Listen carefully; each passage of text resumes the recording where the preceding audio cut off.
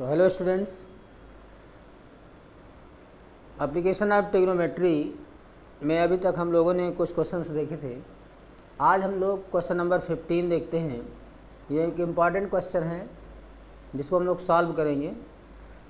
Question कहता है कि a straight highway leads to the foot of a tower.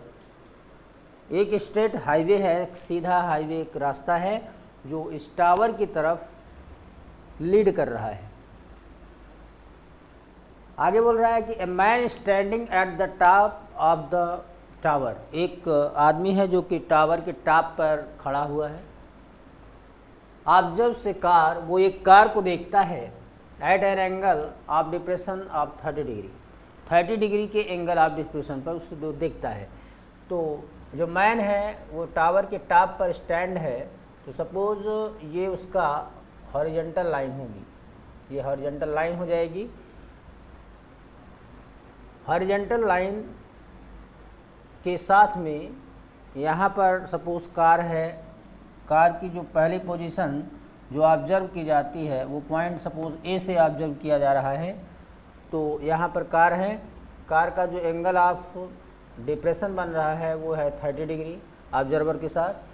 Observer का ये हॉरिजॉन्टल लाइन हो जाएगी, ये कार हो जाएगा। तो कार के साथ जो है ये कार देखने का लाइन ऑफ विजन हो जाएगा और ये हॉरिजॉन्टल लाइन है और ये एंगल दिया है 30 degree which is approaching to the foot of the tower. जो कार है वो टावर के फुट पर अप्रोच कर रही है। इसके बाद फिर दिया हुआ है विद यूनिफॉर्म स्पीड, और कार जो है वो यूनिफॉर्म स्पीड से अप्रोच कर रही है। यहाँ पर एक कार है, उधर टावर है, उस टावर इधर स्टैंड है वर्टिकली, और इधर से कार जा रही है जो कि उसके फुट की तरफ अप्रोच कर रही है।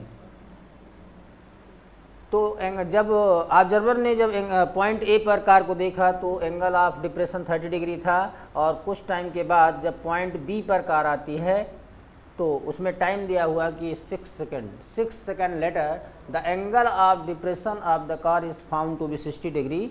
और पहले तो ए पर कार को देखा गया, 6 सेकेंड बाद कार बी पर पहुंच जाती है। तो बी पर जब देखा गया तो एंगल ऑफ जो डिप्रेशन बन रहा था वो हमारा 60 डिग्री बन रहा था। जब कार ए थी तो एंगल ऑफ डिप्रेशन 30 डिग्री था, जब कार बी पॉइंट पर आई तो एंगल ऑफ डिप्रेशन 60 डिग्री हो गया। तो वो पूछना चाहता है कि अगर ये कार यूनिफॉर्म स्पीड से चल रही है तो बी से, suppose this point is C, तो बी से सी तक जाने में कार को कितना टाइम लगेगा, वो टाइम को पूछ रहा है कि find the time taken by the car. Car के द्वारा जो लिया गया टाइम है with the by the car to reach the foot of the tower. Tower के फुट तक रीच करने में, बी पॉइंट से सी पॉइंट तक रीच करने में, टावर के फुट तक रीच करने में कितना टाइम लगेगा। यहाँ पर हमें टाइम का कैलकुलेशन करना है कि बी से सी तक का टाइम क्या होगा। तो यहाँ पर ए से बी पर जब कार जाती है तो यहाँ पर जो टाइम दिया हुआ है वो 6 सेकेंड है, और जो यहाँ पर स्पीड है, यूनिफॉर्म स्पीड दिया है कि यूनिफॉर्म स्पीड वो हम सपोज कर लेते हैं कि x मीटर पर सेकेंड है। यूनिफॉर्म स्पीड x मीटर पर सेकेंड है और टाइम यहाँ पर दिया है 6 सेकेंड। तो ए से बी तक की डिस्टेंस क्या होगी, तो यहाँ पर हमको टाइम पता है, टाइम पता हुआ है और यूनिफॉर्म स्पीड पता है, तो डिस्टेंस क्या होगा। तो हमको पता है कि स्पीड इक्वल टू क्या होता है, स्पीड इक्वल टू होता है distance, speed equal to distance upon time. तो स्पीड यहाँ देखते हैं तो स्पीड को हमने x एज्यूम किया है, तो x इक्वल टू डिस्टेंस कितना है, डिस्टेंस को हमें निकालना है, यानी डिस्टेंस हमारा यहाँ पर a से b तक का डिस्टेंस AB है और टाइम हमने t सपोज किया है। तो यहाँ से अगर हम क्रॉस मल्टीप्लाई करें तो AB इक्वल टू क्या हो जाएगा, AB इक्वल टू हो जाएगा t इंटू एक्स हो जाएगा। और टाइम चूँकि यहाँ पर दिया है 6 सेकेंड, तो यहाँ पर 6 सेकेंड टाइम अगर हम लेंगे तो a इक्वल टू कितना हो गया, 6x हो जाएगा। तो ये डिस्टेंस हमारी कितनी हो गई, ये डिस्टेंस हमारी 6x हो जाएगी। कहाँ से कहाँ तक की डिस्टेंस 6x हो जाएगी, तो ये जो हमारी डिस्टेंस है ए से बी तक की distance A B equal to 6x हो जाएगा, टाइम इनटू स्पीड। बी से सी तक का टाइम का हमें कैलकुलेशन करना है, तो हम ये सपोज करते हैं कि बी से सी तक का जो टाइम लगा हुआ है वो t सेकेंड है। अगर ये t सेकेंड है तो यहाँ से यहाँ तक कितना टाइम लग रहा है 6, यहाँ पर कितना टाइम है t, और स्पीड कितनी है, यूनिफॉर्म स्पीड है। तो चूँकि यूनिफॉर्म स्पीड है तो जो स्पीड पहले थी यानी x मीटर पर सेकेंड यूनिफॉर्म स्पीड है, तो यहाँ भी स्पीड x मीटर पर सेकेंड ही होगी। तो यहाँ पर अगर हम BC डिस्टेंस को निकालें तो BC डिस्टेंस क्या हो जाएगा, तो डिस्टेंस इक्वल टू क्या होता है, speed into time. Distance equal to होता है स्पीड इनटू टाइम, और स्पीड यहाँ पर x है और टाइम को हमने t लिया है, तो यहाँ पर ये डिस्टेंस हमारी क्या हो जाएगी, xt हो जाएगी। तो this distance is equal to x into T. कैसे आया है, distance equal to speed into time होता है। यूनिफॉर्म स्पीड को हमने x कंसीडर किया है और टाइम को t कंसीडर किया है, तो यहाँ पर डिस्टेंस हो जाएगा x इंटू टी। इस तरह से अगर हम यहाँ पर टावर की हाइट को h कंसीडर कर लें, टावर की हाइट को हम h कंसीडर कर लें, और ये हमारा पॉइंट A है, ये B है, ये C है, और इस पॉइंट को अगर हम D सपोज कर लें और दिस पॉइंट इज़ E, तो यहाँ पर देखें कि DE क्या है, हॉरिजेंटल लाइन है, AC क्या है, हॉरिजेंटल लाइन है। ये दोनों ही हॉरिजेंटल लाइन हैं, तो DE यहाँ पर AC के क्या होगा, पैरेलल होगा, क्योंकि ये हमारा वर्टिकल लाइन है। वर्टिकल टावर को वर्टिकल ही एग्ज्यूम किया जाता है, तो ये वर्टिकल लाइन है और DE और AC क्या है, ये पैरेलल लाइन है। तो AC is parallel to DE and AD is transversal, then this angle is this angle and this angle is alternate interior angle, तो ये 30 डिग्री है, तो this angle is also 30 degree. इसी तरह से DE हमारा और जो AC है ये दोनों क्या हैं, दोनों पैरेलल लाइंस हैं, और ये BD हमारा ट्रांसवर्सल हो जाएगा। तो ट्रांसवर्सल के साथ में देखिए पैरेलल लाइन का जो एंगल बन रहा है वो 60 डिग्री है, तो ट्रांसवर्सल के साथ जो पैरेलल वाली लाइन है इसका एंगल भी कितना हो जाएगा, 60 डिग्री हो जाएगा। हमें B से C तक का टाइम कैलकुलेट करना है, तो हम मान लेते हैं कि लेट द टाइम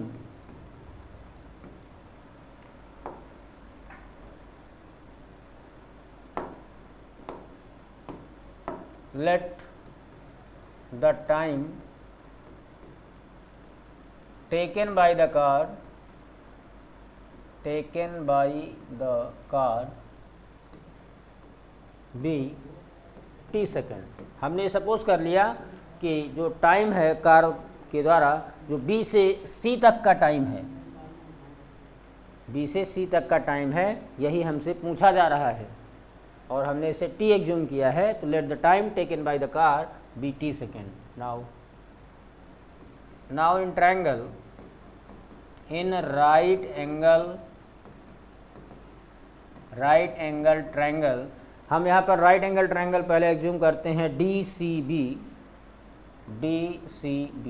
तो DCB में एक्यूट एंगल 60 डिग्री के रिस्पेक्ट में अगर देखें तो tan 60 डिग्री इक्वल टू कितना हो जाएगा, परपेंडिकुलर अपॉन बेस। परपेंडिकुलर यहाँ पर क्या है, परपेंडिकुलर हमारा CD है और बेस कितना है, तो इस एंगल के रिस्पेक्ट में जो हमारा बेस है वो BC।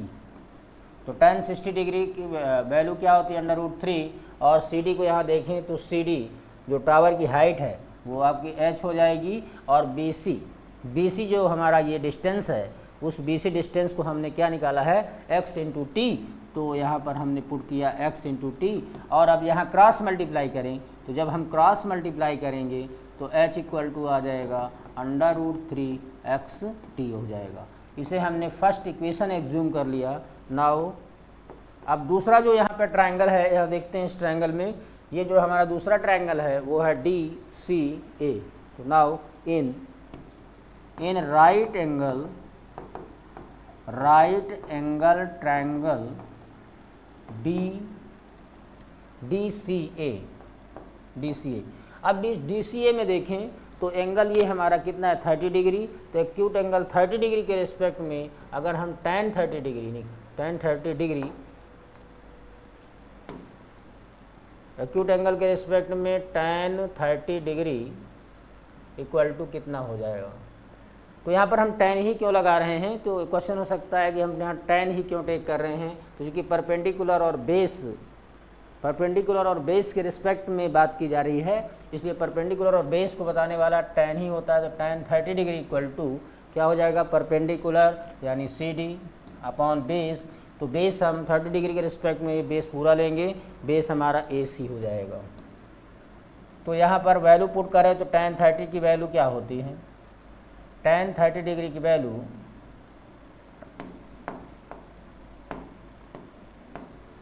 tan 30 डिग्री की वैल्यू होती है 1 अपॉन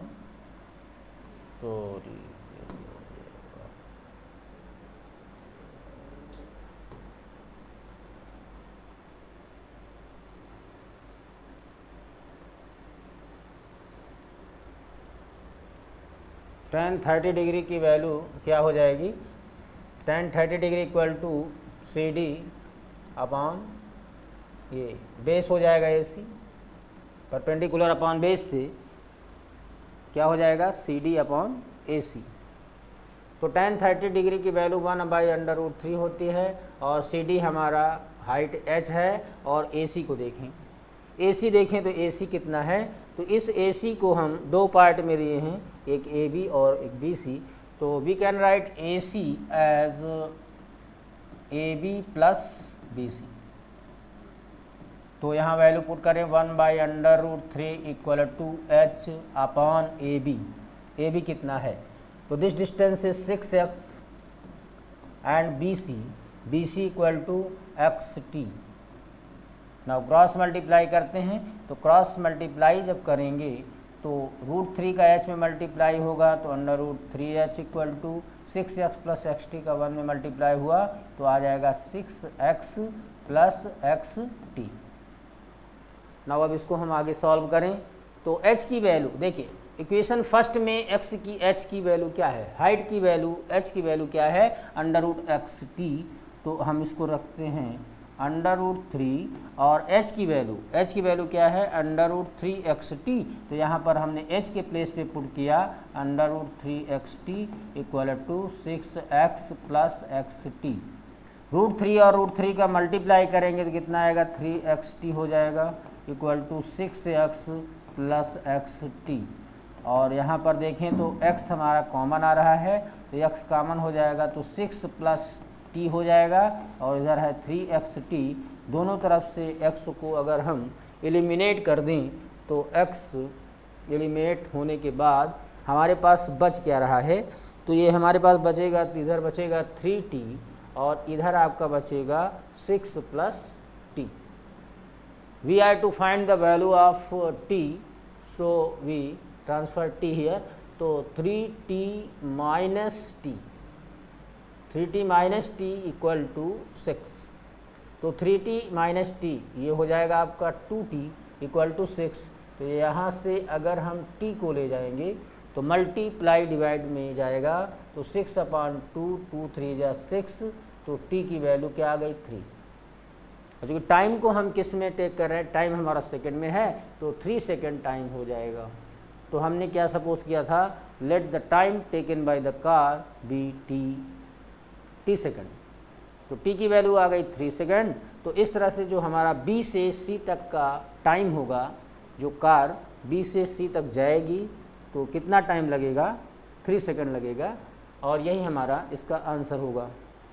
तो इस तरह से स्टूडेंट्स क्वेश्चन नंबर 15 को हमने सॉल्व किया। अब इस ये चैप्टर को अब हम क्लोज़ करते हैं, चैप्टर 9 अब क्लोज़ करते हैं। इसमें जो भी आपको प्रॉब्लम हो तो कमेंट बॉक्स में कमेंट करिएगा, जो भी क्वेश्चन में प्रॉब्लम आ रही है तो उसका सलूशन आपको मिलेगा। Thank you students.